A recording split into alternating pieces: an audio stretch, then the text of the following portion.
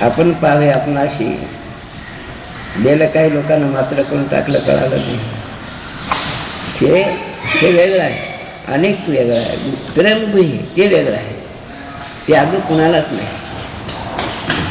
शरीर हे तर नाचतं आहे. मग बरं झालं, माझ्या लेकराचं झालं, नोकरी लागली, हे काहीच नाही.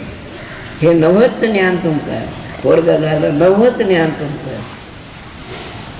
प्रेमगुही गुप्त हे तर उघडत आहे.